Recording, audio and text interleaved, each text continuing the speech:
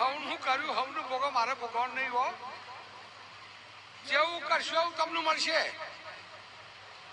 જેવું વાહ્યું તમારે ઘેર ઉગશે. કોકનો રોવરાવશો તમારો રોહ અને કોકનો આહારશો તો તમારો ના હતો દેહમાં મારું નામ નડિયાની માતા નહીં દો. હું ભગતની માતા બોલું છું. પૈસો તો આજ છે કાલ નહીં પાછો. પૈસા મોય બહુ નહીં હારો. હાય પૈસો આ કોરોના થતો મુસીન મરી ગયા. કોઈ વાપરતા નહીં. પણ ભગવાન તમારા હાથે તમારા આત્માથી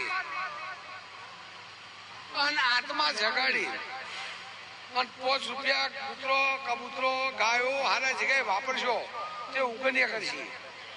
નકર આવા તો ભરવાના જ છે ભાઈ.